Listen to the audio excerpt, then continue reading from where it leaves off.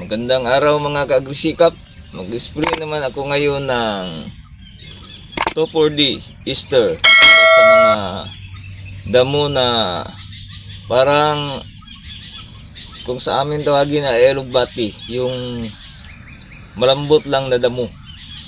Kaya isprehan natin ng 2,4-D, dalawang takip lang ng takip ng 2,4-D, at haluan ko ng kunting insecticide, tong Black Diamond, kasi bata pa ang aking palay, kaya subukan ko muna itong Black Diamond.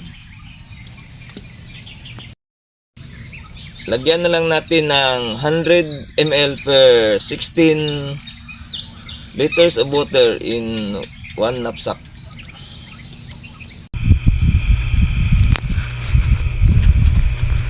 Tupord lang ang inispray ko ngayon na herbicide mga kaagrisikap, kasi wala namang mga damong tumutubo. Kasi napigilan sa inispray ko na Mat City noong pagkatapos nilang pagtanim. Kaya 2,4-D lang ang ini-spray ko ngayon, kasi ang damo lang na tumubo ay yung parang alugbati kung tawagin dito sa aming lugar. Parang hindi kaya ng Mat City ang o puksain ang yung damo na parang alugbati. Kaya isprayhan na lang natin ng 2,4-D. Madali lang itong mapatay ng 2,4-D mga kaagrisikap, kasi malambot lang po ang damo na ito. Kahit dalawang takip ng 2,4-D ay patay na po ang mga damo.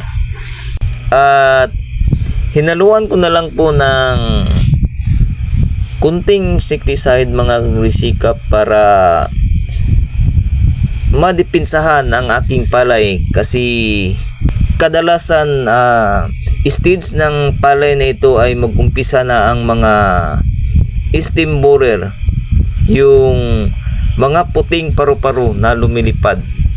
Kapag makaitlog na po sila, at pagpisa nito ay napakarami sa isang itlogan ng isang puting paru-paro.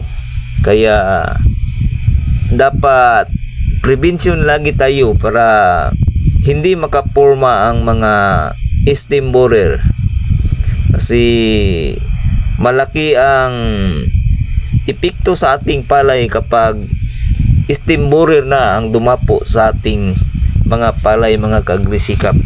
Kaya dapat nating bantayan, o dapat araw-araw tayong umikot sa ating palayan para makita natin kung ano ang mga insekto na lumilipad, para maisprehan agad, para hindi lumala.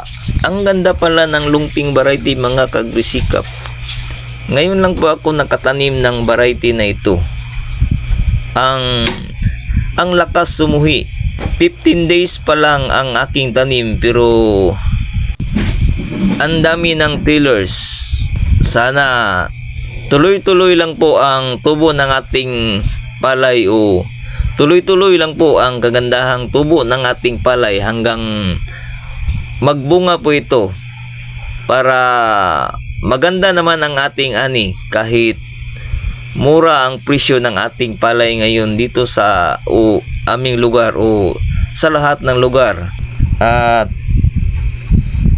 yun na lang siguro mga kaagrisikap, kasi para sa pangpuksa na lang po ng damo ang sadya ko ngayon sa aking pag-spray. Hanggang sa muli, bye bye.